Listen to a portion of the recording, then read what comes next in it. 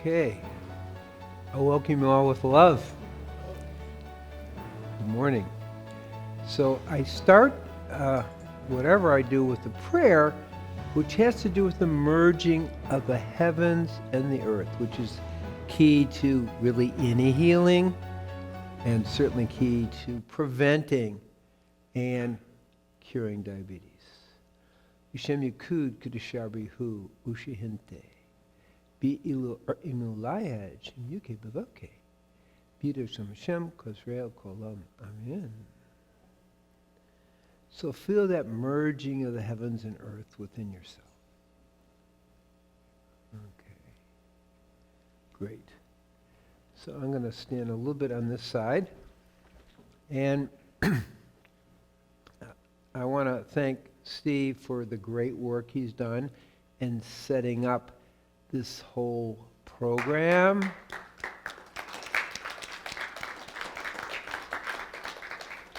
And helping us get our message out to the world. So it's good. What I'm going to do is a little show and tell for what's going on. I want to first start with the fact people say, well, did the tree fly hit? No, it didn't. I'm doing a major shift, which I knew when I started in 1993 I would get to that, which is a much greater emphasis on my humanitarian work. It is everybody in their lives have their time cycles. And so I completed this one-time cycle, and now I'm moving out into the world in a different way, both with Facebook, internet, YouTube, but actually doing these programs, which I've been really working on since 2007. So it's not new, but the timing is right. So I'm just going to start a little show and tell just so you get to know me a little bit. So that's me meditating full lotus where I live. It actually snows in Arizona. We live at 4,000 feet up. So this is key. When health is absent, wisdom cannot reveal itself. Art can't manifest. Strength can't fight. Wealth becomes useless. And intelligence can't be applied. So this is a general reason why you want to be healthy, right? You want a brain that works. Now, a lot of my work is through the Tree of Life Foundation, a 501c3 religious foundation. We actually have a temple, and I work as a rabbi in that context. Now, one of the other things that happens is this is lightning, but it represents Shaktipat, or the awakening of the spiritual awareness. Then we see the rainbows coming in to the third eye and to the heart. The land is very magical. This is some of the food we prepare in different ways, just a little show and tell. Lots of fun. So much you can do. This is some Native American, again, show and tell. I am a Lakota Native American four-year sun dancer and eagle dancer. That's my wife Shanti to the left there. And I'm doing the pipe ceremony to start the Inipi sweat lodge. Here I am with Dennis Banks, who just left his body. Dennis Banks is a very famous Native American elder, and I had worked closely with him. He came to the Tree of Life and did indeed heal his diabetes years ago. So we had just done a march across America to support the Native American awareness, and that's one of the areas or groups I'm working with. Their rate of diabetes is highest in the United States. Here I am with a little bit of white buffalo, and that's my son and daughter. Granddaughter there. It's my granddaughter in the white buffalo. Here I am. This is some of the work we're still doing at the tree. Now, there is a shift. We aren't doing our diabetes program per se. It's happening in different parts of the world, but per se we're not doing it. I'm not doing the workshops I'm really reaching out to the world. But we are doing actively our agricultural part. We're working on some ways to teach people how to grow sprouts and baby greens actually as a small business so that can spread throughout the world, which is part of our plan really in Africa and Mexico and so forth. So this is a little bit what we're doing. A little bit of a green thumb here. Sprouts, wheatgrass. So we have a full production ongoing right now. This is us doing a shamanic Shabbat. This is my wife and I doing a little bit of partner yoga. Don't try to do this unless you're really good. This is much harder than it looks. Got to really focus. Here we are in full lords. We kind of really do our lifestyle together, which helps a lot. Okay, and here I am working in what they call East Jerusalem now with some of the Muslim leadership. Fast we do. We do fast twice a year in Israel by the Dead Sea in the Essene Way. That's the only place I'm offering fast. Here we are, some of the fasting groups. Here we're speaking, Israel leads the world in veganism. So it's kind of interesting to know that.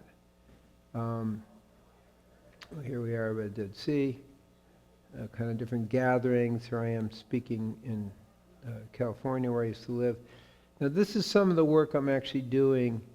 This is in Nigeria, a place called Owerri. It's the starving kids that we talked about. This is the place. And we're teaching the whole vegan way to them. This is a school for the deaf and mute. And we did a lot of work helping them get started. We built wells for them. And it's a long story, but basically if you're deaf and mute and you go out to go to the bathroom at night, the neighboring villagers tend to rape the girls. So you can't hear, you can't yell. Big problem. So we've created lighting systems, kind of protected bathroom setting, and as I say, get water. Here's some of the kids at the school, deaf and mute school. Here's what they used to do, haul in the water for about a mile, but now we put a well in. And here I am with some of the people I work with. This is in Ghana. We have lots of things going on. There's a school they named after me. And most important is clean water, particularly with the Ebola. Clean water is a big deal. And so we're putting in 53 different wells in Ghana. And these are simple, but a big deal. This is Cameroon. This person really got into live food in a restaurant. This is all a live food display. It's incredible what she's done. This is their little restaurant. Here I'm speaking on diabetes in Ghana, about 900 people. These are all the tribal leaders, chieftains, that I work with. This is Batya, who came to our center there. She leads a live food vegan senior center now in Ethiopia. Here she is in Ethiopia. So one of our tasks, my task, is to spread veganism throughout the world. Okay? And it's something I can't do just sitting in Patagonia, Arizona. So I'm traveling, I'm speaking. I've really spoken over 40 countries at this point, but it's all over the world. So to do that, I had to kind of in some of the programs that I'm doing so I can really be much more active around the world. So here we are in Ethiopia. This is a new medical school in Aksum, where the Queen of Sheba comes from. Cameroon, a diabetic sewing center. We started speaking in Cameroon. We have a lot of work going in Mexico. This is an orphanage that we got started. It was about to close, and we were there, and they did a whole ceremony for us. And well, here we go, vegan live foods, Mexico, of all the different places. That's my wife again, just to the left of me there. And so this is what we're doing. And it's a worldwide view of spreading the vegan way and understanding. But I have to show up to do that, and it's just a lot of time and energy. This is another place, and this place here is kind of the last stop before people trying to, immigrate into the United States come, and we set up a whole feeding center, and that's the mayor and the mayor's wife who set up the social services. That's the structure in Mexico, the way it works. And here we are, opening the center where we're feeding people, giving them clothes and so forth. Here I am in Buenos Aires, Argentina, and in Brazil. We have a lot of programs going in Brazil. I'm actually going there in another 2 weeks. So people are really interested in this whole lifestyle all over the world. This is the Prime Minister from Papua New Guinea. Their rate of diabetes is about 45%. So it's huge. So I'm there teaching about diabetes. The person, well, this is a TV show, but the head of the Department of Health had come to our center to get healed his diabetes. Here I am in Bali. That's the governor of Bali, and right to my left, and then a little bit further is his sister, who's a medical doctor I'm working with in Bali. So this is we're in Israel, and what we see is with age, you can get stronger and you can get more flexible. That's me this year. So here I am sitting in full lotus. Been on this diet fully since 1973. Okay? Right now, when I was 60, I did 601 push-ups. I do about 80 pull-ups twice a day, one or 2 days a week. My point is, being vegan doesn't make you weak. It really helps you get strong and flexible. That's the point. And so it's something to consider in this whole thing, because there's a lot of mythology out about it. This is my wife and I again. So, my main work now is with the Tree of Life Foundation. Right now, we're in 11 different countries. We have 17 programs going on. It's a lot of work, and we are expanding. And that's what I'm doing. Here are my books. And now we have the lecture. But I wanted to give you a context. We have these diabetes prevention programs going on in 17 different programs around the world, and we are ready to expand. So that's the shift that I'm making in my life, is I got to do what I'm supposed to be doing here. And so we've ended some of the programs at the tree, and we're expanding other ones. You can get me on Facebook 3 times a week, or on YouTube, and I'm teaching in different places. I'm much more mobile than before. I'm also writing more books. So, here's the current myth. Diabetes has no cure. New York Times. It's progressive and fatal. Diabetes is an incurable disease. No, incurable, right? Big problem in the Latino community. Diabetes is an incurable disease that affects the body's ability to produce or respond properly to insulin. American Diabetic Association. So that's the current belief. And I want to tell you, that's just not the United States. That's all over the world. Because I speak on diabetes all over the world. That's the current belief. It may not be so true, but that's the belief system. Now here we are a while ago, 3 leading countries in diabetes, India, China, and US, but you can see the darker areas where it's big. In the Middle East, it's very, very big. Now, here we are, quote, projected into 2025, but it's already happening now.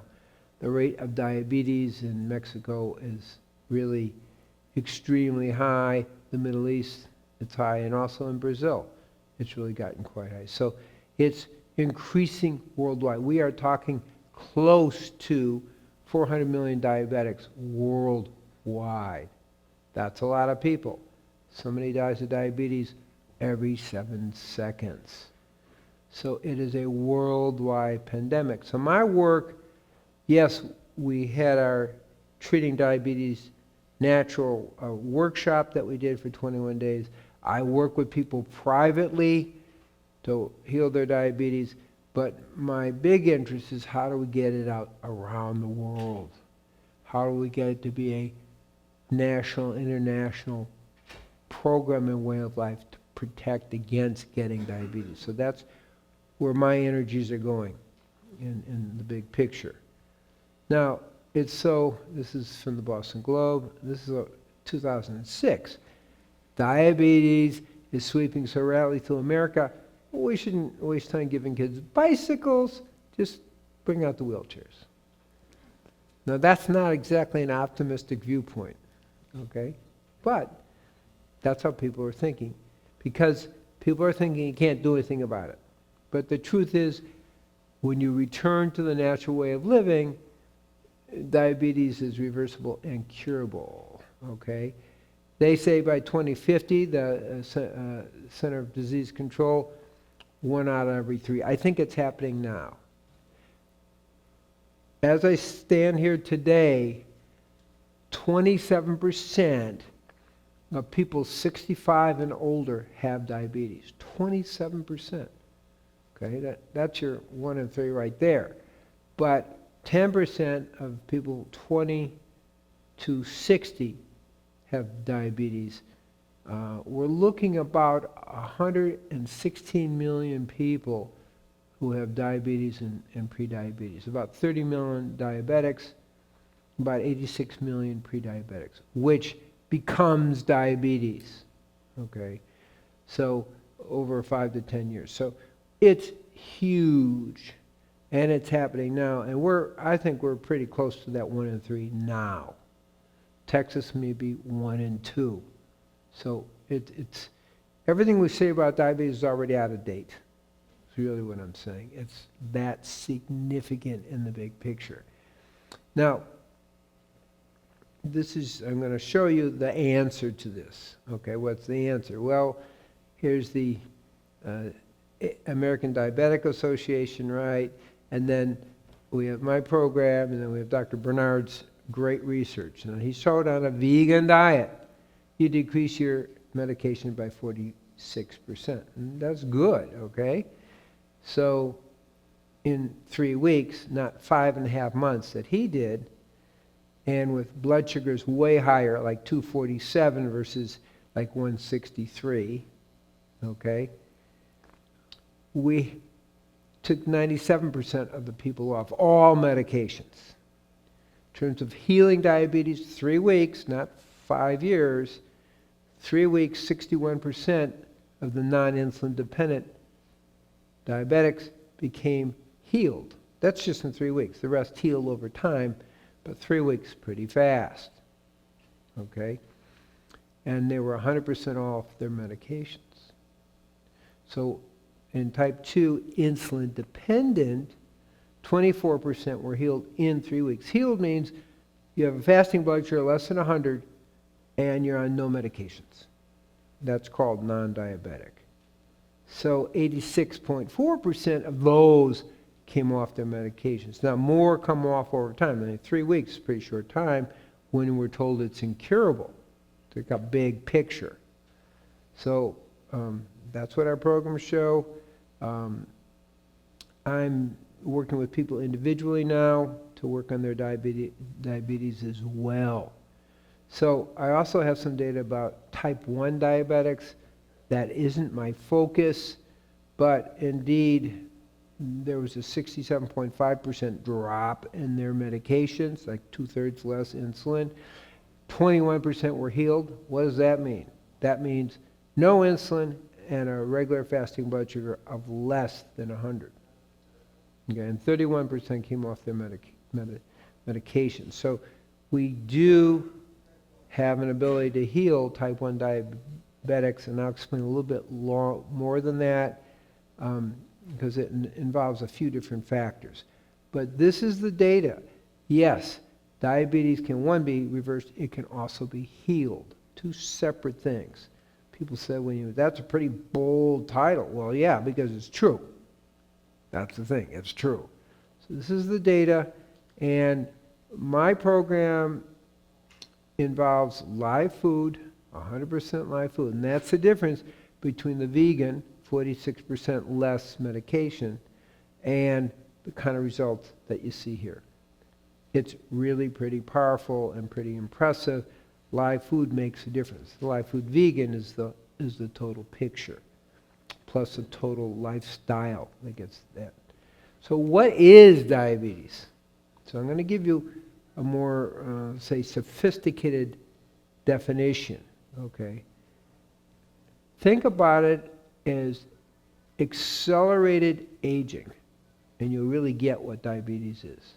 It's accelerated aging. Remember, 27% of people 65 and older have type 2 diabetes. It's somewhat connected with aging. That's a longer story, but accelerated aging, it's a chronic disease. And it also involves epigenetic, that which controls the gene and genetic profile, because there's a little bit of a genetic part for type 2, pretty major for type 1. I'm not going to speak a lot about type 1. So type 2 is primarily diet and environmentally connected. Now kind of understand that. Those are your big forces, okay? It creates a imbalance in leptin, which is a hormone secreted by the fat tissues, which helps control and regulate insulin and the leptin insulin signaling. When that's disrupted, like it is with fructose, then you're likely to get diabetes. So you have diabetes associated with insulin resistance, you have diabetes associated with leptin resistance, meaning the tissue's not responding, or just diabetes in general. You don't have to have insulin or leptin resistance, which I find interesting, but is part of the thing. The third piece is this chronic diabetes degenerative syndrome, which is the way I talk about it, has to do with inflammation. Inflammation is the driving force behind the type 2 diabetic process. Inflammation. It's a very key thing to understand. So anything we do which inflames the system, like meat, fish, chicken, and dairy, which inflame the system, is going to accelerate diabetes. We'll go to it a little bit deeper, but our environmental toxicity inflames the system. We're eating organic, veganic, you're lower on the food chain, and you have way less inflammation, which is a very important principle. What brings it on? Well, usually we think it has to do with sugar, and it does. Second to that is fat, particularly animal fat, is toxic, particularly to the beta cells of the pancreas, which make insulin. And third is environmental toxicity. Fourth is EMFs. Cell phone use, cell towers. I have clients who, if they get near a cell phone tower, their blood sugar shoots up. So there are a variety of things that are involved, but primarily, number one is sugar, number two is animal fat, number three is environmental toxicity. So kind of see it that way, you'll get a feeling for it in the bigger picture. Now, it's complicated because once this toxic inflammatory program gets set off, it just keeps going. You can control the blood sugar, but unless you've turned off the inflammation and that toxic memory, it keeps going. And that's the thing that's why it's so hard to heal it.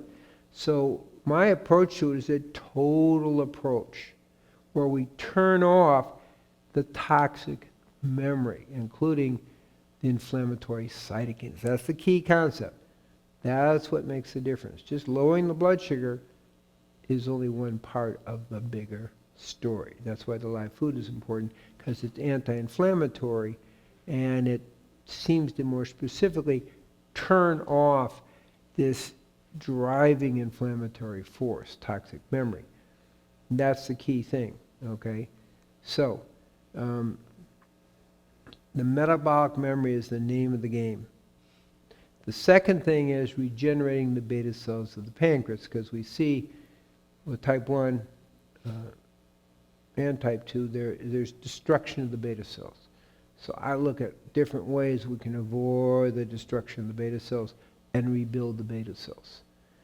Okay, now that is an inflammatory organ, giving off leptin and cytokines, which inflame the whole system. So we do see definitely a connection with overweight and obesity and diabetes. Approximately 82% of the people with diabetes are overweight and 48% are obese. This is not an accident.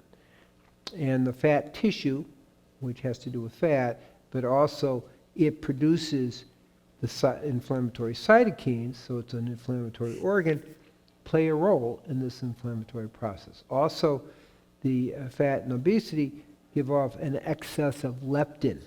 So the body goes into leptin resistance. Leptin is needed to burn fat, and proper leptin decreases your craving for sweets. When you're in leptin resistant, you crave sweets and store fat. We want to reverse that, obviously. So that's all part of the dynamic. And we do see, particularly on a live food diet, live food vegan diet, we do lose a lot of weight. If you notice on the chart, I didn't point it out till I got here, our average person in 3 weeks loses 18 pounds. I've had people lose up to 48 pounds in 3 weeks. Okay? This to straight vegan, they lose about 12 pounds. Okay, in 5.5 years. So we're talking in 3 weeks. This isn't a weight loss program, okay? This is just getting healthy, because you go to your normal, natural weight. And that's the important thing to understand. But that is a problem in obesity. And now here's the thing that's interesting. I'm going to talk about type 1 diabetes just for a second, is they found that 88% of type 1 diabetes, the diabetics, do produce insulin. They do have beta cells of the pancreas, 88%, okay? And then the question is very mathematical. So you're producing less insulin than normal, which is, in normal is like 2 to 10, so you're producing, let's say, 1.5 units. Okay, fine. If we can lower your glucose intake so it's lower, so that the amount of insulin you're producing, we're going to heal your type 1 diabetes. If you're not producing very much, we're not going to heal it. We'll just diminish what you need. It's as simple as that. That's how we actually heal it. We just lower your sugar intake until it's less than the insulin that you're producing. But get the idea. 88% of type 1 diabetics have beta cells and do produce it. Now what happens is they have somehow between double to 100 times the rate of beta cell destruction. It's an accelerated destruction. That's kind of what's going on. And we can intervene to help reverse that with the live food diet and with different herbs and so forth, and regenerate the beta cells. That's kind of the name of the game. That's very important to understand. So that's the secret for healing type 1. That isn't my focus. My focus is type 2, because that's a societal problem. It's a societal epidemic. Type 1, it is a genetic problem, okay? Basically, if one of your parents has diabetes, you're 45 to 85% likely to get type 2 diabetes. That's what we're talking about, okay? And if there's a relative and so forth, you're 70 to 90% likely to get. So that's true. But our point is we have diet we have to deal with, and we have to deal with environment, are your big players.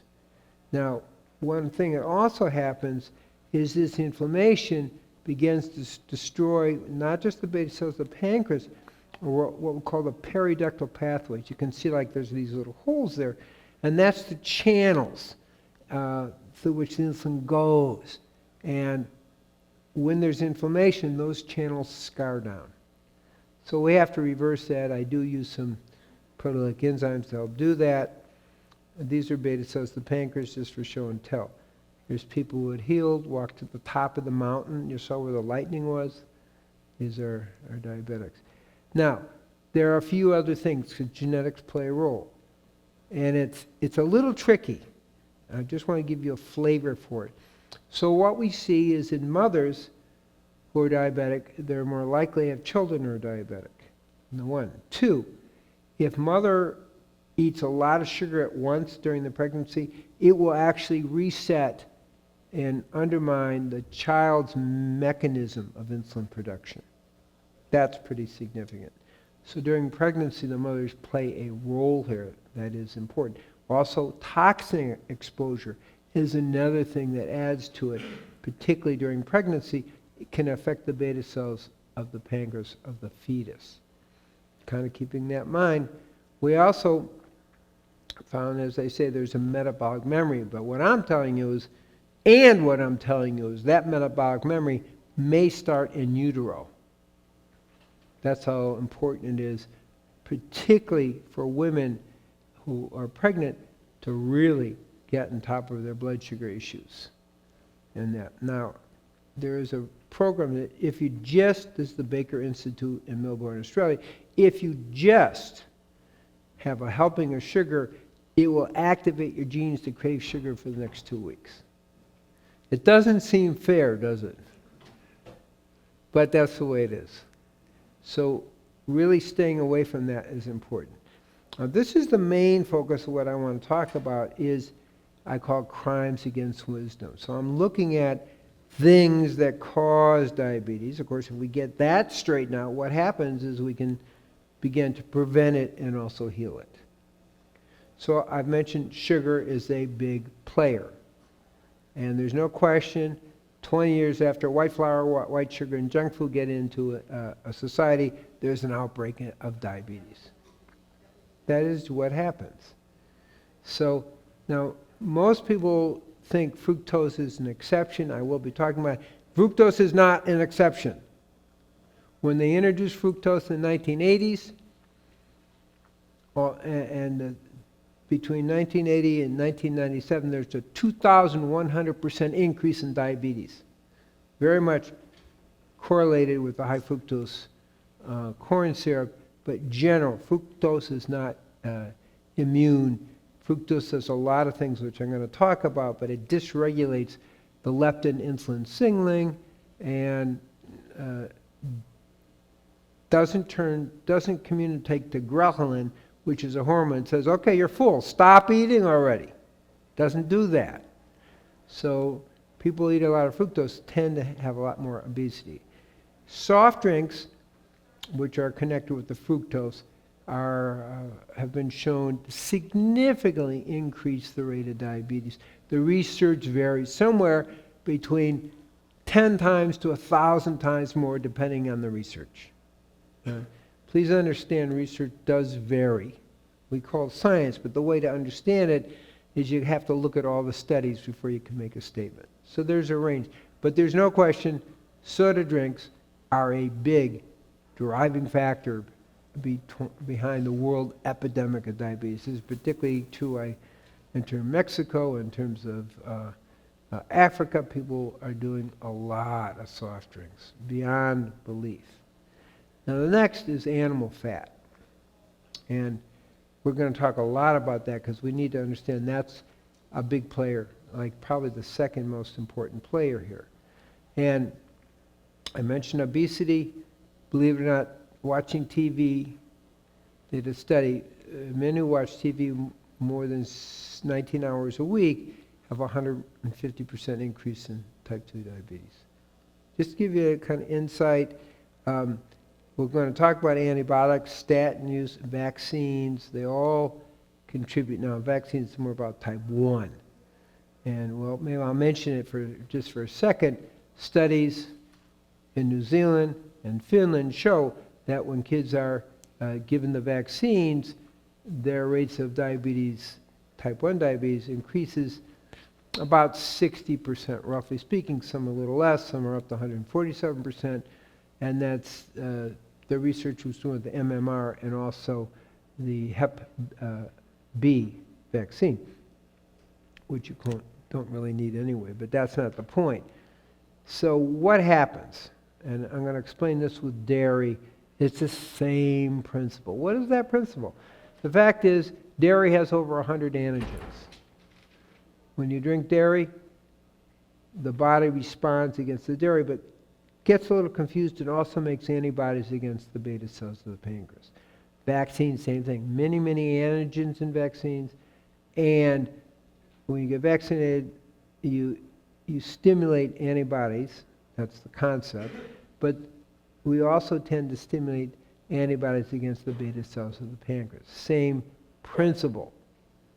So where that takes us is that kids, particularly if they get cow's milk, not mother's milk, cow's milk, particularly within the first 3 months, they will have somewhere between, roughly, depending on the data, with Finland and other Chile and other places, 11 to 13 times more rate of type 1 diabetes.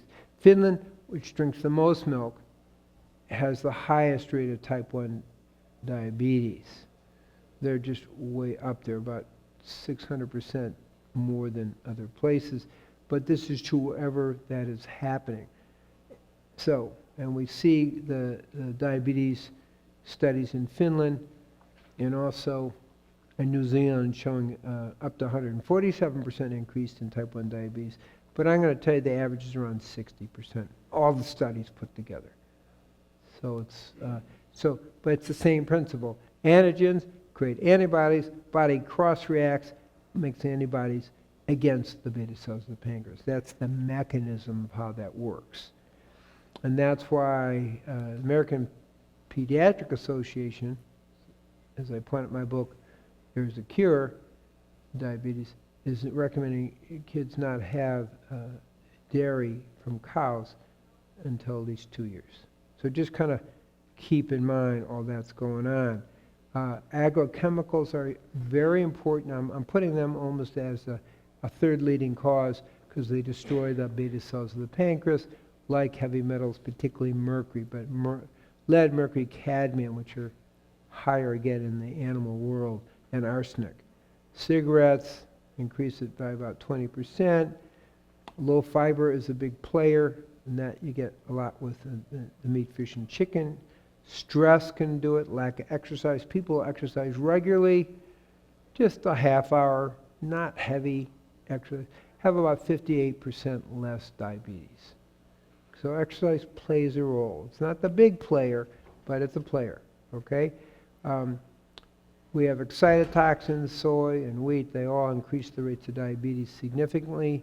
Excitotoxins are your aspartame and things like that, MSG.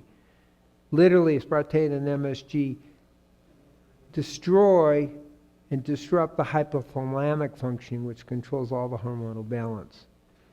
That's a problem. MSG also stimulates, there's glutamine receptor sites in the beta cells that stimulates insulin production strongly. So when they destroy the beta cell, that and also the hypothalamic function, you get some pretty significant metabolic imbalances. So MSG and aspartame are a problem. Gets back to the soft drinks.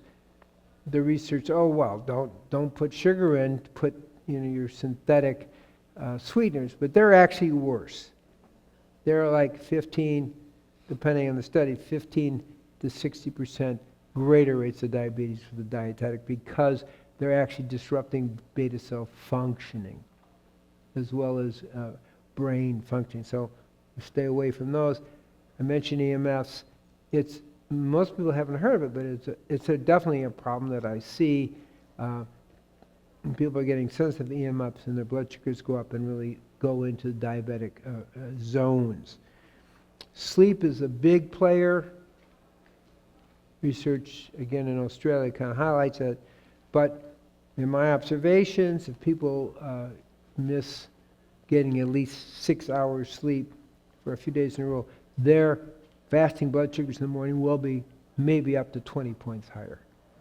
It's definitely a problem. Sleep is a much bigger problem than people understand, and it's an endemic problem around the world. People are just working too hard, not getting enough sleep, and it is associated. Radiation is another player. The research on radiation suggests after Chernobyl and Bohemians, a 200% increase in type 1 and type 2 diabetes over 20 to 30 years. After Fukushima, kids under 12, 60% of the kids under 12 have type 2 diabetes. 60%. That's way off the deep end. Now, we do have a serious increase in children with type 2 diabetes. Used to be about 4%. Now it's more than 25%. There's more going on than meets the eye. I'll just give you a hint there because it's we don't know that much about it. But why are 6-month-old kids getting fat? Well, is it because they're overeating? Not really. The feeling is it's environmental toxicity. That the environmental toxicity is poisoning their pancreases and also disrupting their whole metabolism. So that's why I think we're getting an increased rate in type 2 diabetes in even 6 months old because of this reason. Yes, there's no question about it. Kids rates of diabetes are pretty big. And I think New York, half the kids are overweight and about a third are obese in grammar school. That's not good for diabetes. But what I'm saying is there's more to it than just overeating. The environmental toxins are playing a role. We need to consider that in the bigger picture. That's what I want you to understand. And that radiation is a thing. Psychotropic drugs, and I won't go into it in detail, definitely increase the rate of type 2 diabetes. They damage certain the diabetes hormonal balance and depression. People with severe depression within 1 year, 62, depending on the study, 62 to 82% will develop diabetes. If they have one serious depressive episode. And people with type 2 diabetes have 3 to 4 times more depression. It's a little circular. That's kind of an overview. I'm going to focus more about the sugar and the animal fat and the animal protein in the bigger picture. I wanted you to see this is a multifactorial thing. There isn't one cause. There are primary causes and there are secondary causes as we look at the big picture. So these are a lot of references backing what I'm saying. You can see a lot. So, but here's what we come down. Fructose and glucose are definitely associated with the onset of type 2 diabetes. High animal fat uptake, and also really secondary is high animal protein. Okay, but it's the high animal fat you'll see. Now this is work by Dr. Cleve, and basically you see where it peaks before war, and then during the war, World War I, World War II, not so much sugar available. Rates of diabetes go down. So this is pretty important. In 1975, his book called The Saccharine Disease came out, and it's like, okay, at that point the answer was clear there. There was a debate, still is going on, it shouldn't be a debate, is people thought fat was leading cause. And so this ended that debate, but the fact is both are big players. So the whole fat part got diminished after this came out in 1975, but now there's more and more research, which I'm going to share with you today, that looks at animal fat, particularly animal fat. But let's look at fructose facts. It's an alliteration, but people who say, oh, fructose is not a problem, it is a big problem. It's not safer than glucose. This is what I mentioned between 1980 and 1997, a 2,100% increase in diabetes. There's a correlation, okay? Now, I'm going to use the word advanced glycation in products. It's called AGEs, okay? And it does age you. It's where fructose and glucose combine unnaturally with protein. When we measure for diabetics, we call it an A1C, where glucose, fructose combine unnaturally with your hemoglobin, and it's easy to measure. But this is going on all over the body, and it creates free radicals, it creates oxidization, it disrupts enzyme function, protein function, in a variety of ways, even the DNA. So it is a problem and it deteriorates health. So I just want to give you that idea. And it's actually, we can actually get these, what they call glycotoxic problems from animal flesh, because they also have glycosylated proteins, and when we eat it, it goes into us, and it creates free radicals and oxidization and disrupts our metabolism too. But fructose is actually very, very powerful. Let's say 10 times more powerful than glucose. That's important. 10 times more. And cancer cells, pancreatic cancer cells like fructose over glucose. Actually, the truth is, cancer cells like fructose 10 times more than they like glucose. And cancer cells like glucose 10 times more than regular cells. So it's significant. So also it inflames the brain. The glia cells are the repair cells. They move around the brain. 10 times more inflammation in the glia cells. That more means we're increasing brain inflammation, which creates problems with memory and mental functioning. So, and the two balancing hormones primary are leptin and insulin, and it mixes up the signaling, so they can't coordinate as well. So fructose causes more than a little bit of problems. Now ghrelin, I mentioned a little bit earlier, is called the hunger hormone. When ghrelin is secreted, it says you're full. But that doesn't work with fructose. For whatever reason, fructose says keep eating, and the ghrelin doesn't get secreted. So that's what's going on. It actually literally blocks the leptin signaling. It says stop eating and stop craving sweets. It does just the opposite. It says keep eating and store fat and continue to crave sweets. So we can see fructose is a problem. And people say, well, fructose is different. We don't know that. Fructose is kind of fructose. What I will tell you is it's best not to have, the research suggests not to have more than 15 to 25 grams of fructose from any source a day. The average person is about 81 grams. So we just weren't genetically designed to handle that level of fructose. That's the point. So where does this leave us? What does fructose do? Well, I'm going to summarize it for you to get an idea.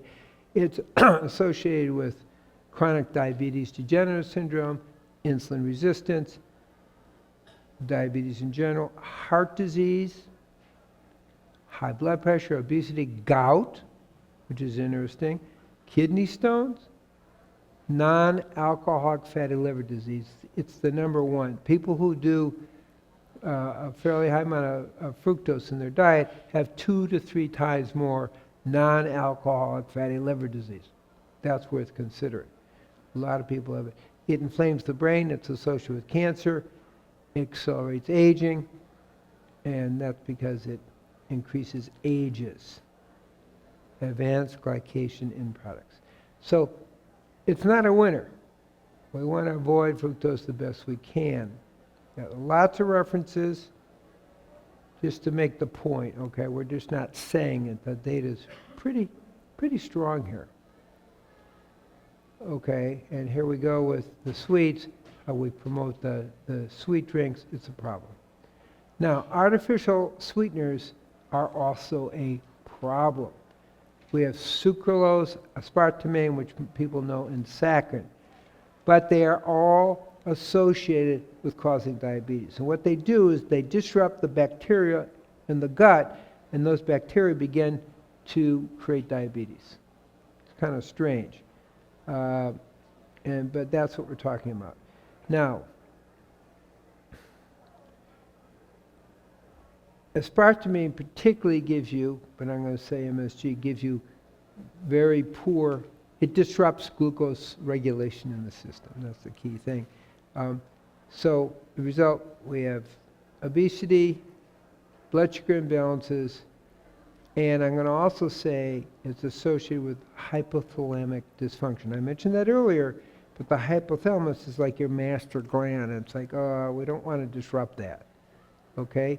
So all these things disrupt the gut, they disrupt the gut bacteria and cause lots of problems. Okay, now diabetes, this is Diet Coke, okay? And what we're looking at is a kind of an overview. So you have 1 can per soda per week, it's going to increase your rate of diabetes by 33%. 2 cans, 50%. And diet soda increases it more than that, over 15% higher. That's the lowest amount. So we got to get diabetes is even worse than regular soda. Okay, that's the main point I'm making. Women who drink, 50 ounces of diet soda increase the risk by 60%. So I said somewhere between 15 and 60% we see increase. So diet soda really does make things worse, okay? And aspartame makes it worse as well. Now, there are different estimates. Like Dr. Lustwig is saying, people who do soft drinks are 10 times more likely to get diabetes. That's in the high end of it. But clearly, you do increase your rate of getting type 2 diabetes. That is for sure. Okay? Other studies, at Cambridge, 25,000 people.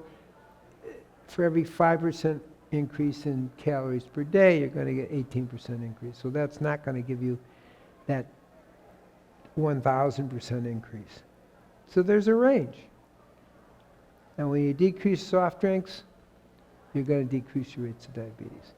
So it isn't, you're getting my point here. I'm not trying to argue about a statistic. I'm going to talk about a trend, which is the best way we can talk about it. You're going to have sodas or diet sodas, you're going to increase your rates of getting diabetes by a significant amount. That's the main take-home of that story. If you just have 1 ounce, 1 12-ounce can daily versus once a month, you're going to increase your rate by 22%. Well, that's just in the range. It's interesting to note that food stamps are used because they can get that statistic, give you about $4 billion of soft drinks a day. So we see how that's not so good. In some countries, they're regulating things so people who are getting government subsidies aren't allowed to do that. It's pretty obvious what the reason is. Governments can't afford the cost of diabetes, okay? So somewhere between 25 and 1,000% increase with soft drinks. And basically the estimate from soft drinks, about 184,000 people die each year. So it's not a winner. So that's a picture. Now I'm going to show you, move into more animal. And what we see here is this is the secretion of insulin. And what you can see when we look at beef, eggs, yogurt, you see that there's a greater secretion of insulin than from carbohydrate. You see the red dots are higher in them. And that's the significant point I want to make.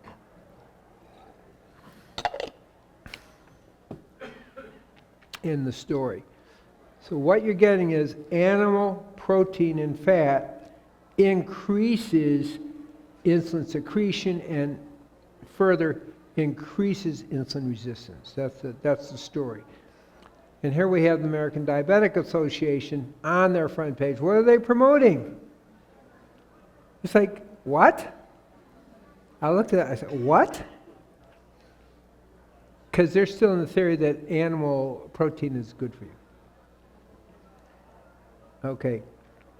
So now we're going to look more closely how meat consumption actually increases your rate of diabetes. And it's surprising. As I compile all this data, putting it together, it's like, wow, there are a lot of ways this happens.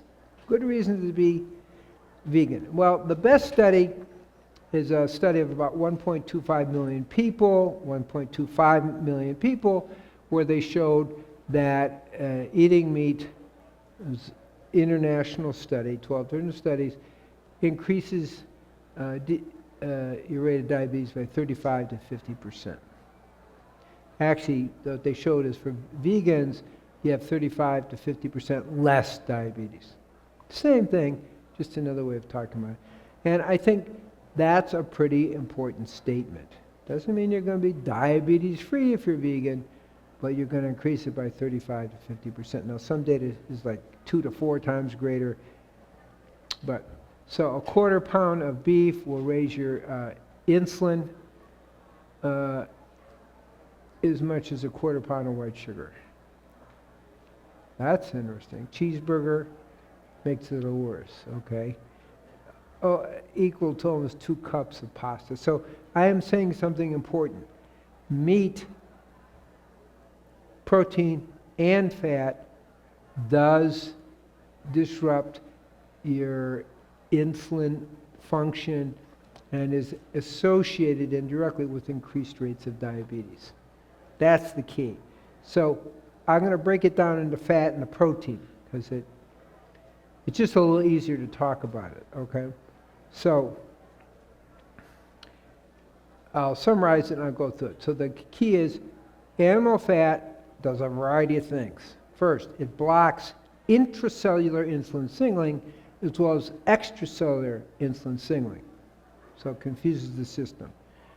It blocks the receptor sites, okay, of the cells. It blocks them from getting to the cells, okay, to the cell wall from inside, and it blocks their function. So the cells can't actually receive the insulin, so it's associated with increasing insulin resistance.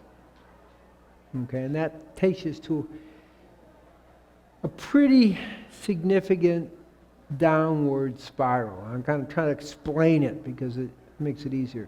So the muscle cells or the liver or the brain, but let's just talk muscle cells for the moment because that's where the research was done, they get insulin resistance from the fat. So what happens next? And the pancreas then says, well, I got to produce more insulin. So it starts to go into overwork. So it raises the insulin. Normals from 2 to 10. Above 10 is considered insulin resistant. So it works harder. But in the meantime, the muscle cells have an excess of fat and they start to move it to the liver. And the liver is like, oh, this is a problem. And the liver finally, when it gets filled with fat, VLDL produces a substance that then transfers the fat to the beta cells of the pancreas.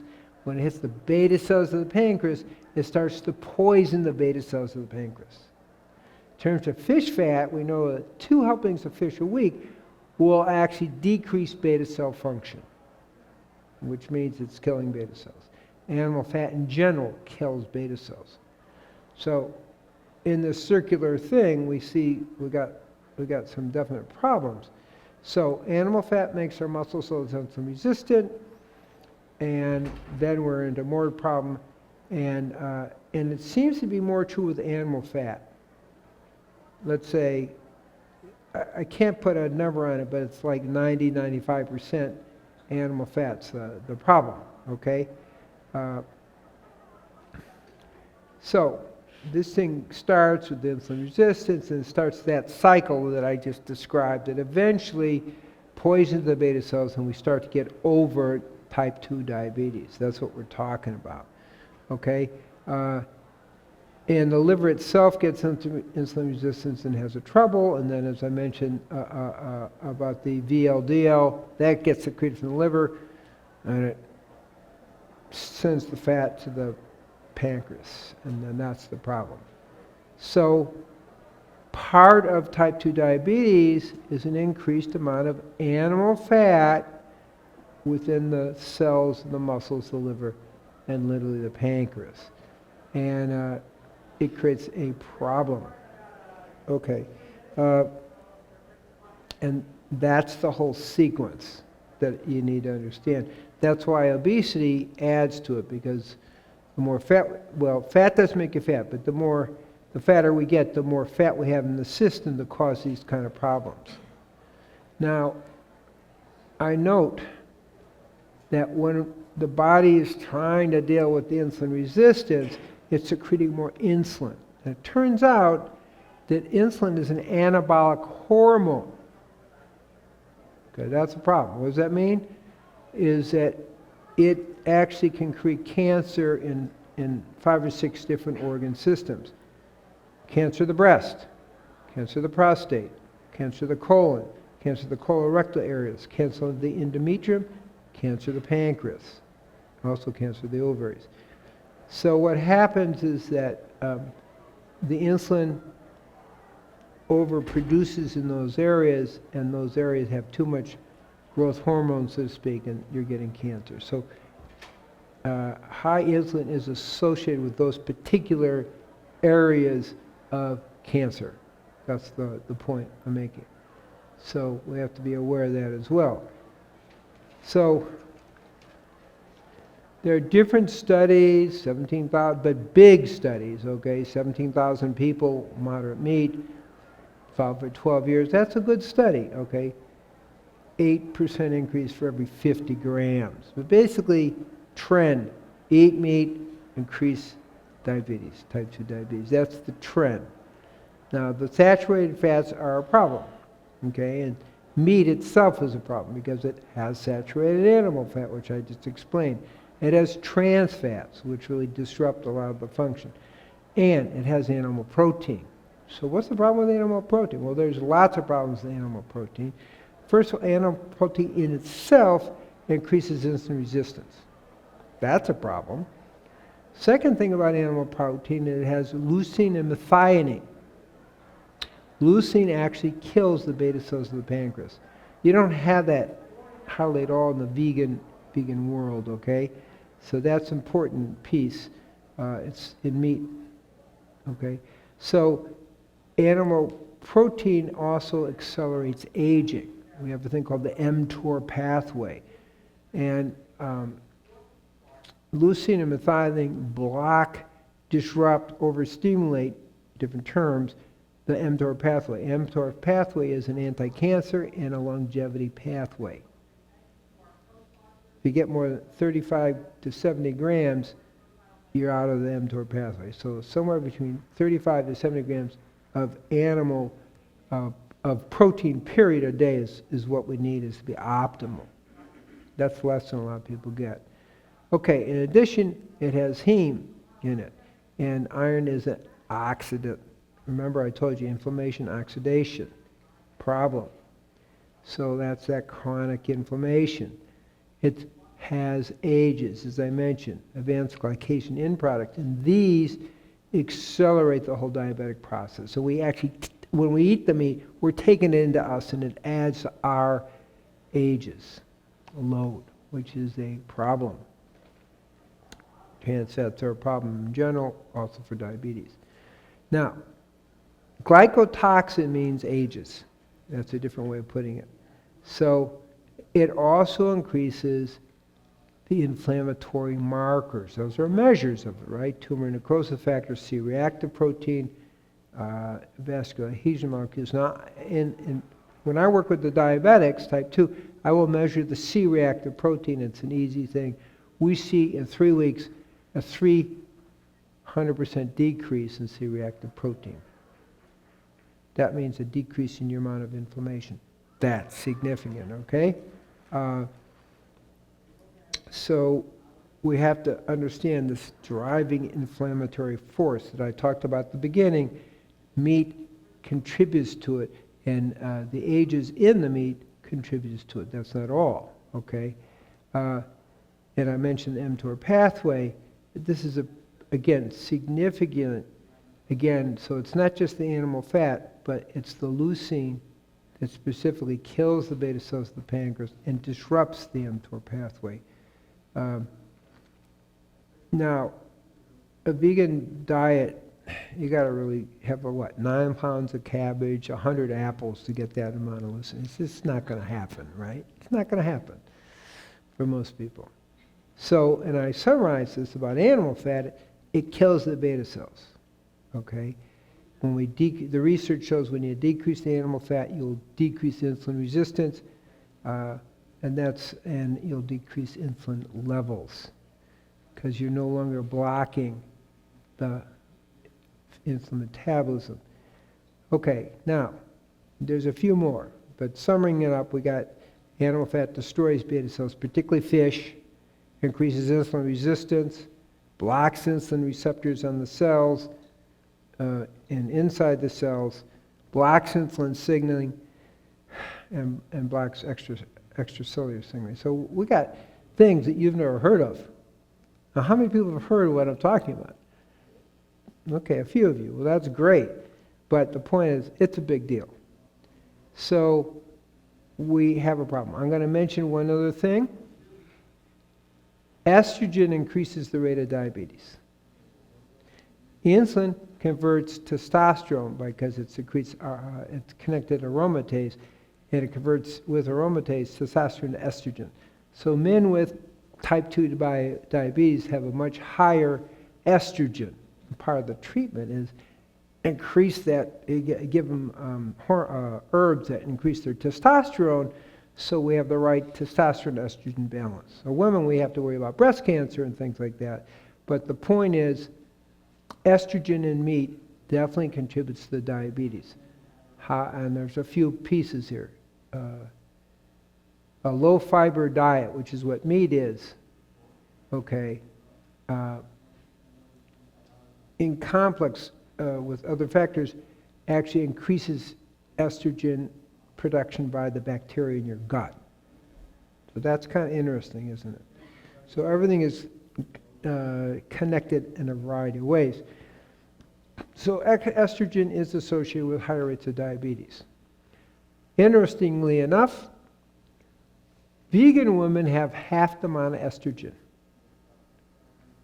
in their feces, excreting it, and have generally lower blood estrogen levels. That's a good thing, because we're worrying about breast cancer and a few other things like that, but we are worried about diabetes. High estrogen is associated with type 2 diabetes, and I just want to kind of keep that in mind for you, more so for men. So it's a big deal having that from the meat, particularly the low fiber, kind of high protein diet tends to stimulate the bacteria, gut bacteria, to also produce estrogen. Lots of things going on that way. Now, there are a variety of studies out there, and actually why I don't feel I need to do more studies, a lot of this work has been done. My work was how to show how to heal, cure type 2 diabetes with a live food vegan diet, which is clearly shown. Other studies support it somewhat. So if you just do a good anti-diabetic diet, you get, and you're compliant, you're going to get 100% result in preventing diabetes. Curiously enough, if people just hear your advice and don't follow it, or follow it a little bit, you're going to get a 50% prevention. If you really don't change at all, then you're going to get a problem. You know, you're going to get your diabetes. So, oops, pressed the wrong button. Sorry about that. Okay, so I mentioned fat blocks creates insulin resistance by blocking the GLUT4 receptor sites on the wall and inside. And we come back to, don't think just sugar, think animal protein and fat. Animal fat first, animal protein second. So we aren't just talking about calories when you talk about diabetes, because people focus on that. We are also talking about what the food is. Plant food is far more diabetic protective than animal protein and fat. That's the point. That's where I'm getting to. So we've got to understand both levels. People still talking about calories. Yes, it's important. But if it's animal or plant calories, it's even more important. So this is an interesting study, and that's why I brought it in. This is designed so there's no weight loss. There's only one factor. And they clearly show a meat versus a vegan diet that the vegan diet was the best in preventing and reversing diabetes. And that was a very interesting study. Now, I mentioned that the estrogen factor, I'm just repeating it because that's, I don't know, I'm curious. How many people are aware of the estrogen and diabetes thing? Okay, well, some of you are pretty good, but it's a problem. Animal tissues having lower fiber also contribute to higher estrogen, and animal tissues have less antioxidant. In fact, it's more oxidative. That's a problem, okay? And therefore, there's more inflammation from animal flesh. I mentioned the leucine methionine, I'm kind of reviewing it, but what we see is the plant-based diets really are, one, healthier, but two, far more diabetes protective. Now, this is interesting. What they found is, comparing pre-diabetics in the study, those who followed the vegan diet found it much easier and were more successful. Isn't that interesting? See, we're getting a little cheering from the back. Yes, yes, yes. You're telling the truth. Okay, I love it. Okay. But also, when they compared the diets, for the first 3 months, they were equal. But after 3 months, then the quality of life, well-being, was much higher with the vegan diet. That's the key. Okay, the other thing is acidity plays a role. It increases the rate of diabetes by 56%. Okay? Now, I mentioned ages, so when it has to do with food preparation too. So if you bake it, process it, grill it, you're going to increase the amount of ages in the food. Okay? And I mentioned free radicals. They are an issue, particularly with the meat. But on plants, the antioxidants shoot up because plant food is very high in phytonutrients, antioxidants, and so forth. So that's another little key. And plants boost our own ability to make antioxidants as well. So remember, the inflammation is a big deal. You see what I mean? And plant-based diet is far more anti-inflammatory. Generally, plant-based diets with the phytonutrients is just going to be healthier for you. Anybody ever heard of a lipotrope? It turns out that what lipotropes do is they actually help organs that have too much fat in them release the fat. It's a new word. It took me a while to get that word straight. But lipotropes, which are in plants, actually decrease the inflammation from the fat because it helps those organs let go of the fat in their system. It decreases the fat buildup. Okay? So these are things to consider. I mentioned the fiber and that certain gut bacteria can produce estrogens. So we have to eat in a way it doesn't do that. Okay? So I mentioned vegetarian women have 2 to 3 times more estrogen in their feces, which means we're getting rid of estrogen better. That's partly because of the higher fiber diet. Okay? These are important kind of subtle considerations, okay? And so we get just much better results preventing and treating diabetes with the vegan diet. That's basically where it comes down to. Plus we get less calories, okay?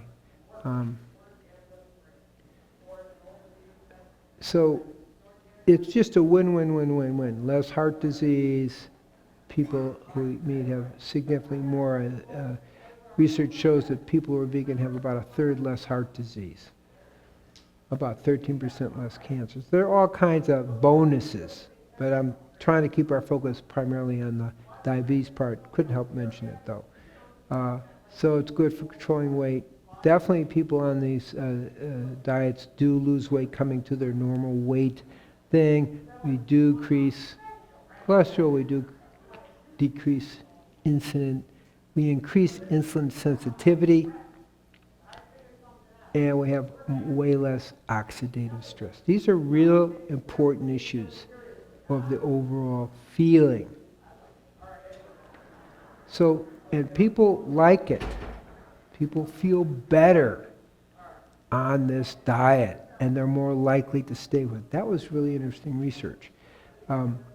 As they did this randomly pre-diabetics to plant-based, animal-based, they actually did better and liked it and were more successful on a plant-based diet.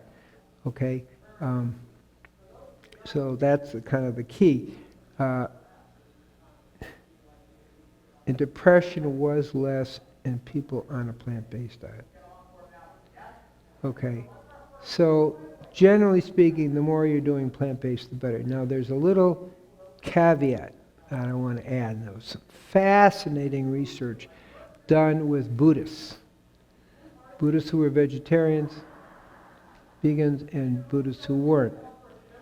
They found that the average non-vegan woman Buddhist had about 3% of meat in her diet as the average American woman. And the average non-vegan Buddhist had about 8% meat in their diet. They had 2 or 3 helpings a week of meat. So they still were pretty low. But when they compared them, and they put them on the diabetic approach, they found something really quite interesting. Is that the difference between 3% and 0. So if you're only eating 3% of your diet's meat versus those who had neither, for the women it was a 4-fold increase in diabetes if you're having 3% of your diet meat. So even that little bit makes a difference. And for men, it was a double. 200% increase if you're having your 8% meat versus the men who are vegan. I'm going to summarize it. It's a very important teaching, because last time I was here, I even said it, or in Orlando, well, maybe a little bit's okay, 5-10%, not a problem. I was wrong. Problem with science, we say the truth. Don't kid yourself. It's the truth for the moment, okay? So last year that was the truth. The new research comes out, fine, now we're seeing that even a 3% is going to quadruple your rate of diabetes. Well, that's the new truth. And for men, 8% increase is going to double your rate. See how that works? Just when we think we got it, you don't have it. So there's no real truth here. So science is progressive and relative. We're moving towards greater and greater understanding. So that little caveat is very, very important. Last year, myself, Joe Furman, we're talking about something very specific. You could have a little bit, it's not a problem. Well, that's not true. I can't rewrite all my books, okay? So it is a little bit of a problem, right? Because I say that in Conscious Parenting. But now, next edition, I'll rewrite it. But we have to have a little humor, have to have a little humility. But I'm giving you where we are at this moment. And I think that's the important thing to understand. Here we are at this moment. Even 3% or 8% is too much and increases rates of diabetes. So it's actually good news in a way, okay? People on a vegan diet were less likely to binge as well. So it's kind of good.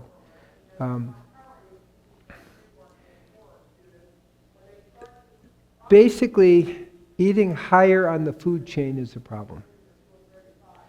The research from the CDC shows somewhere between 95 to 96% of all the pesticides, herbicides, and so forth are accumulated in the animal tissues. Well, what's the good news? Good news is if you're vegan, you're eating at the bottom of the food chain, and you're going to be less exposed to these things. You're less likely to take in toxins that are going to poison your beta cells and cause diabetes. That's the good news. And I think it's important. We talk about This is very serious.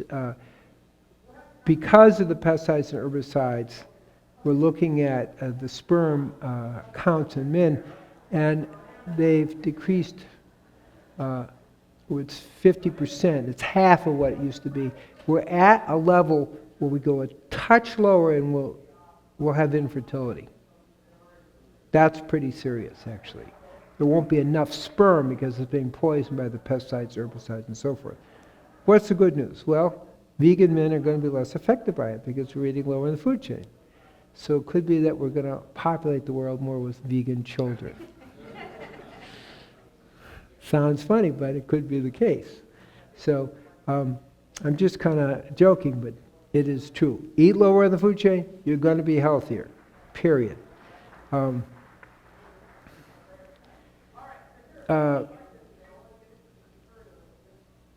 Basically, the studies repeat themselves. Go vegan, you're going to have less diabetes. And I just discussed how much meat is safe to eat, 3% for 8%, 0%. 0% is what's safe to eat, and that's the point I want to make here in the big picture. So basically, that percentage is significant, okay? Fish is a big issue. People say, well, fish, what's the problem with fish? Well, there's big problems. They have definitely at least a 38% increase rate in diabetes. Basically, when I do the math, people who have meat every day have a 19% increase in diabetes, and people who have fish have a 35% increase in diabetes. So, and I've mentioned some of the main things. The biggest deal, besides pesticides and herbicides, which are very high in fish, really has to do with somehow the fish fat is particularly toxic to the beta cells of the pancreas. That's the big message there. Okay, that's the take home in the story. And if you're having 2 helpings of fish a week, you will definitely start to affect your beta cell production. Okay, so that's the key thing. Okay. Well, the research showed 2. Obviously, 1 you'll have less. So fish eaters have a greater risk of getting diabetes. That's the point. And 2 servings a week are definitely going to decrease beta cell function. That's kind of the thing. Now, what about eggs? I had somebody who, a rabbi I was treating in Israel, and he dramatically improved on the diet, but still went on to his eggs. What about eggs? That's not a problem. That's not meat. Well, guess what? 1 egg per week increases your rate of diabetes by 76%. Okay? 1 egg a day is going to increase it. Really, 1 egg a day is going to increase it by 3-fold. 2 eggs a week will increase it. It will double your rate. So eggs is a problem. Okay? So eggs are included in this issue of diabetes. So I'm not trying to egg you on, I'm just trying to deal with fact here. So here we are back to this list, just so you know, we didn't forget. And we've covered a whole lot of the list. There's a few more pieces I want to cover. One is obesity, and you can see the chart at the top. North America and Cuba really includes Mexico. And we're looking at 82% of overweight having diabetes. And you can see it down the line. Weight is connected. It seems to be less so in the Asian world.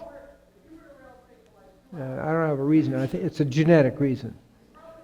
Their rates of diabetes increasing aren't as directly related to obesity. So that's interesting. So we say it's okay. Now, antibiotics are an issue. And they're more an issue than I thought. So fluoroquinolones are particularly an issue. What are fluoroquinolones? Moxifloxacin, Avalox, the most disruptive of the beta cells. And then levofloxacin, Levaquin, and Cipro. We've probably heard of it, most people have heard of Cipro. They all increase the rate of diabetes significantly, okay?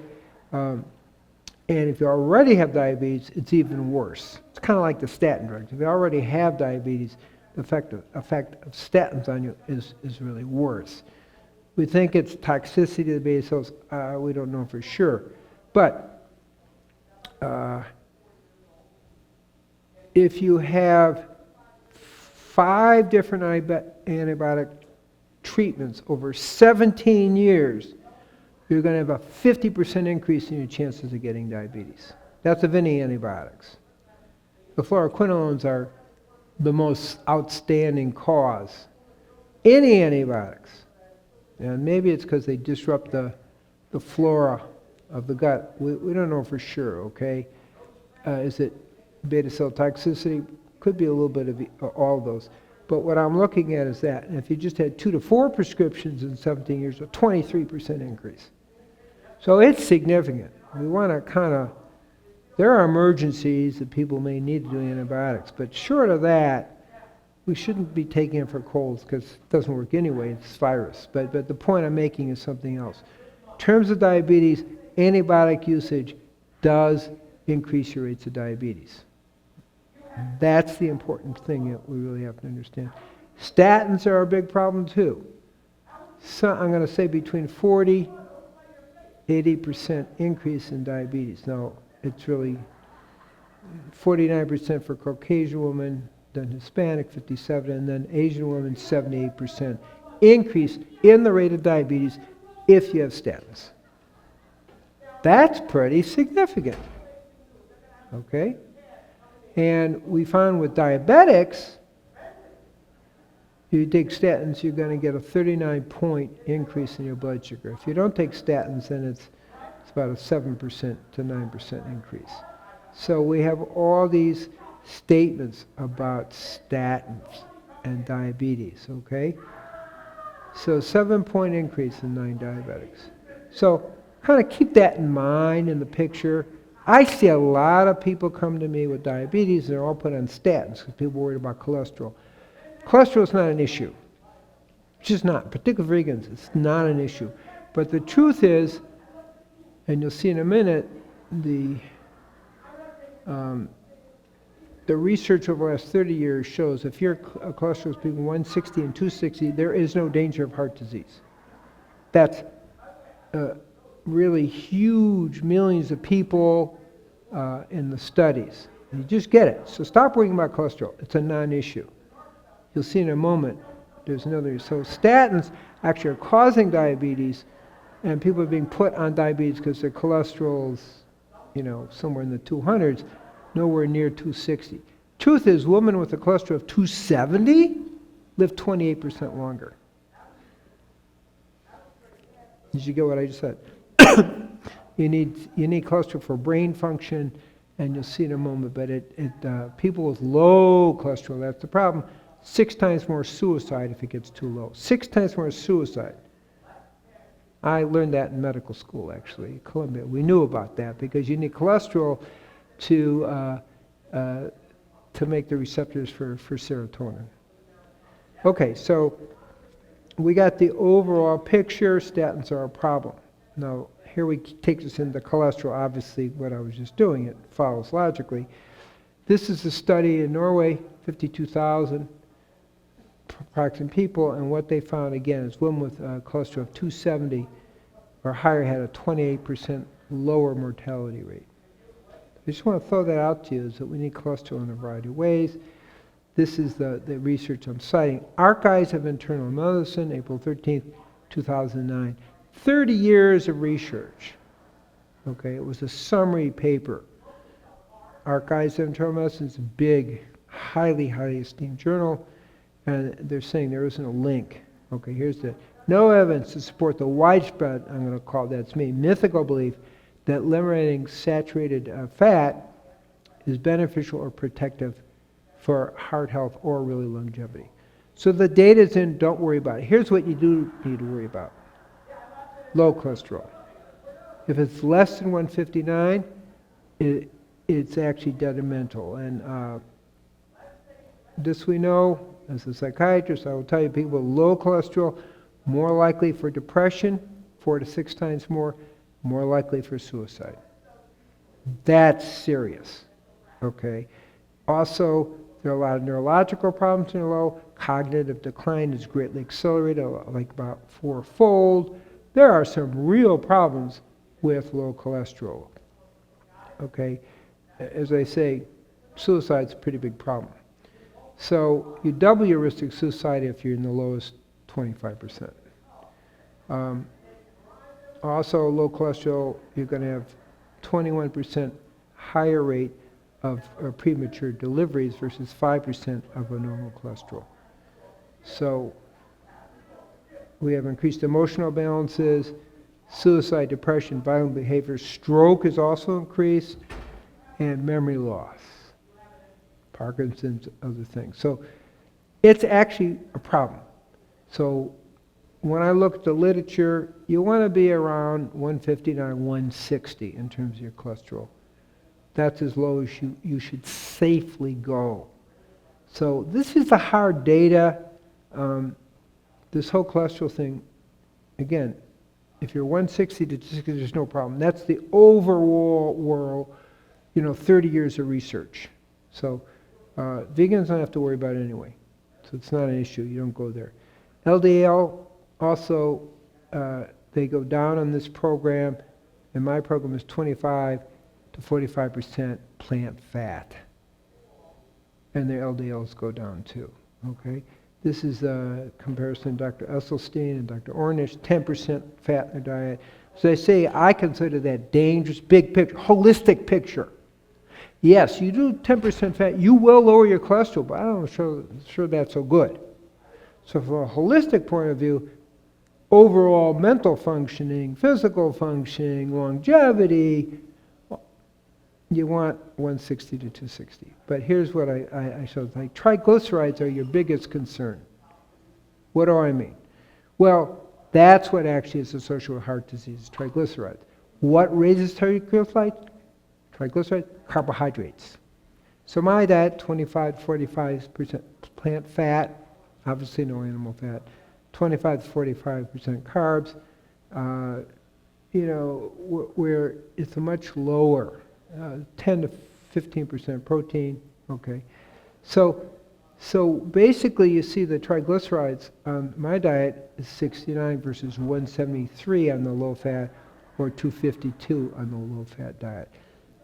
Definitely worth considering. Interesting enough, the cholesterol is around 160, normal liver function. So we still get our desired cholesterol result, but we get lowering the triglycerides. Pretty important.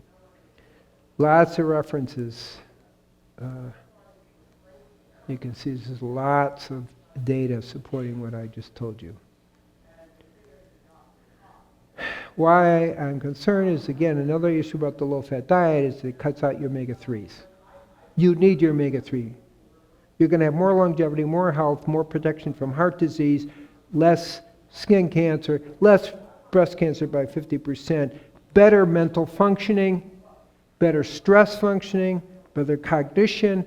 It improves, omega-3s improve acetylcholine, which you need for memory, and the other neurotransmitters, including GABA, which is an anti-anxiety. So that all happens when you have adequate omega-3s. Now I'm talking as a psychiatrist here, but this is the thing.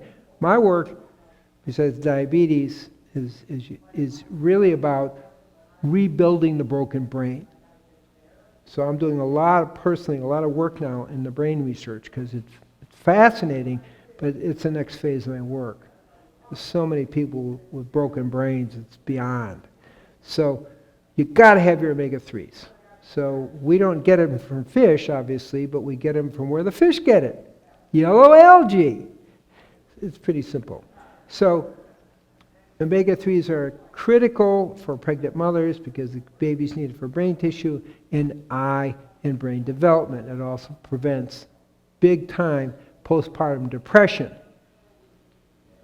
You don't want to get low in your omega-3s, your long-chain omega-3s. You really get postpartum depression and bipolar. So generally, overall contributes to building the healthy brain. It prevents against emotional imbalance, impulsivity, hostility, aggression, all these things.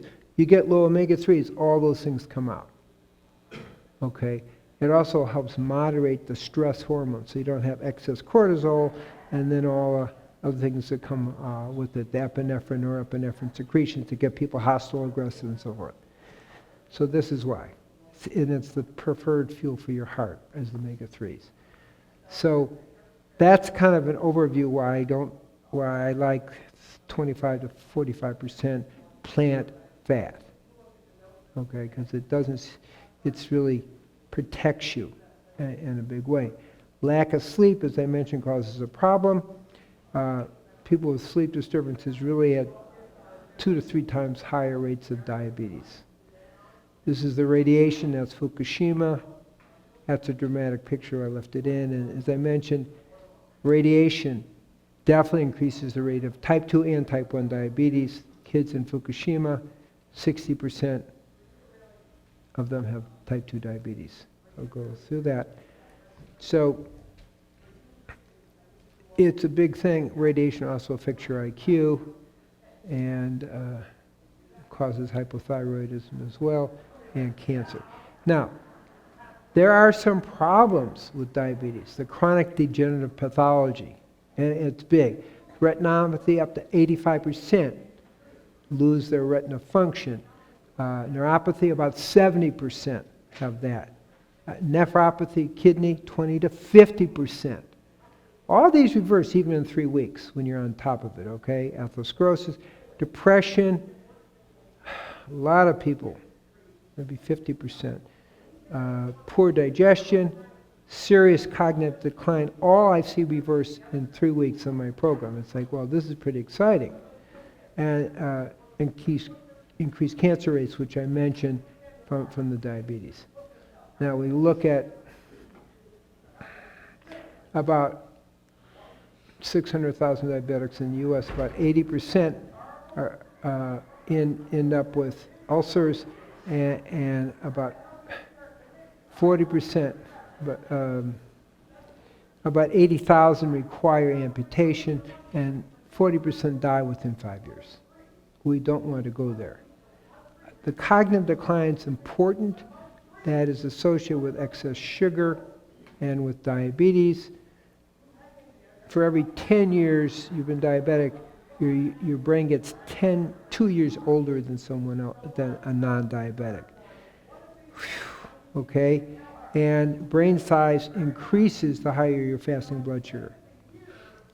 So the brain size of diabetics decreases twice as rapidly as non-diabetics. So brain function is a big deal. Heart attack, we're looking at 2 to 4 times more heart attacks. And this is cancer, particularly above 86. Best 70 to 85 for your fasting blood sugar. Less than 100 is non-diabetic. So this is what a chart looks like. This is a glucose tolerance test, and you see the spiking here up to 200. Above 180 is diabetes, so that's kind of spiking. That's classic. That's another spiking. All these people will have all these kinds of effects I'm having after. Takes maybe 10 to 15 years to start developing these things in the cycle. And so your blood sugar being high is a problem. Even if it's 105, 110, you're going to have increased heart disease and cancer. That's the main point that I'm making. So be aware that we want to keep our fasting blood sugar optimum 70 to 85, but at least less than 100. That's the big message there. Above 110, the beta cells die. So if you're above 110 for a few hours, you're going to be losing beta cells. Now, in the big picture, it's the number one cause of blindness, number one cause of kidney failure, and of amputations. Now, diet and exercise do work. I mentioned exercise will decrease about 58% onset of diabetes. Here's just, people were just told they didn't follow it, but they got a 50% drop. Don't ask me why that is. Power suggestion, maybe. But with the pre-diabetes, they they were given lifestyle choices. If they didn't follow it, no change. If they heard it and considered a little bit, they got 50, 60%. And if they follow it fully, 100% protection. Okay, so that's the key thing. 100% drop in risk. So it's interesting how it works. So the whole thing is this plant-based diet to do it. Now I'm going to kind of review it. As T. Colin Campbell said, radically changing our diets may be impractical, but actually it's worth it. In my 2 books that cover it, that's what's covered here. The general diet is pretty straightforward. All your leafy greens, all your vegetables, all your nuts and seeds that you want, non-sweet fruits, which we call tomatoes and avocados and cucumbers, bell peppers. A lot of people are against oils, fats, but actually it's fine for diabetics. Plus, if you're taking away the carbohydrates, which is what we do, you got to have something in there. Fermented foods are okay as well. The only sweeteners I use are stevia and xylitol. Okay? As you are healed for a longer time, you could have a few fruits back in the citrus, or some in the berries and cherries, that kind of thing. There's superfoods like pomegranate and bee pollen you can add. I don't really recommend grains, but you can add grains in once you're pretty stable. Your blood sugar is stably less than 100.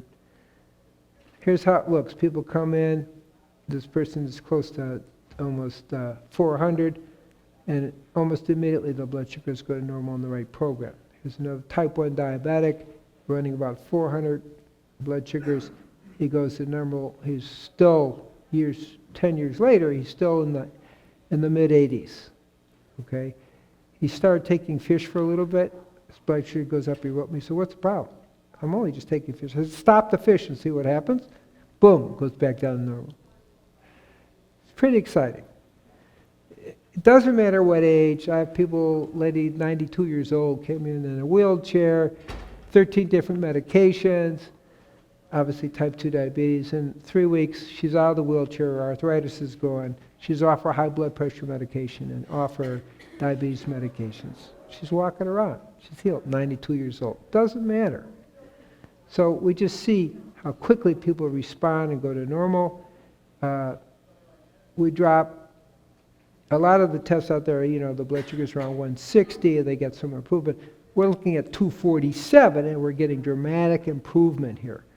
This is the inflammation that I mentioned, C-reactive protein. You can see it's 1/3 after just 3 weeks on the live food vegan diet. That's dramatic. And we're back to where I was. I started with blood sugars around 247, other people about 160, 65. We get this dramatic improvement. Again, 61% totally healed who are non-insulin dependent, 100% off medications, and 86.4% with insulin dependent in 3 weeks with 24% cured. So the results are there. So I'm going to summarize it now for you. And first, avoid all carbohydrates except leafy greens and your vegetables. And the healing phase, 25 to 35% carbohydrate. This is the 25 to 45% raw plant. Now, if I'm going to cut down carbohydrates, I have to add something. That's why I came into the whole fat issue. So, what's the problem with fat? I found there wasn't. 10 to 20% raw protein, but 10 to 15 is the average.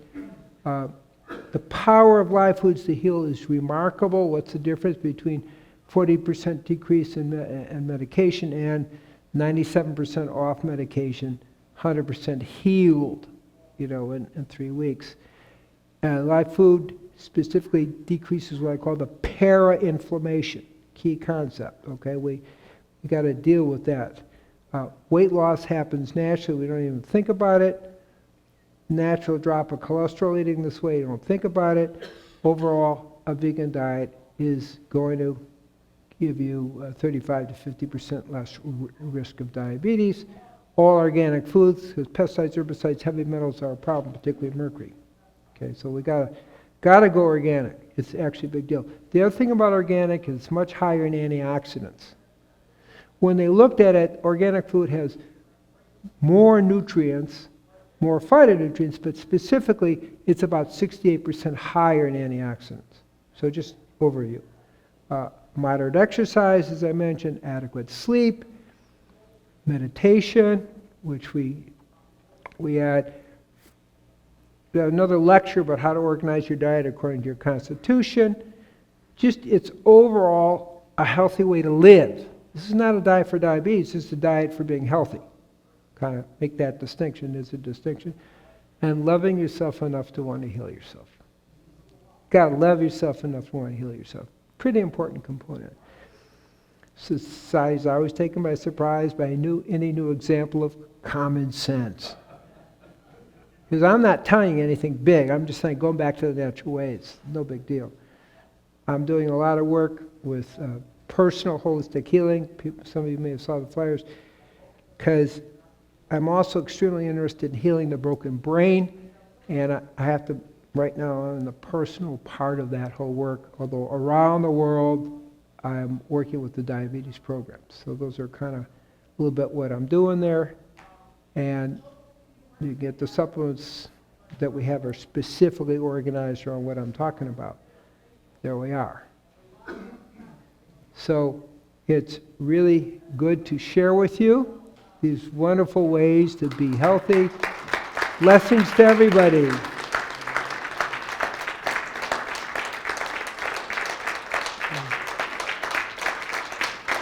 Thank you.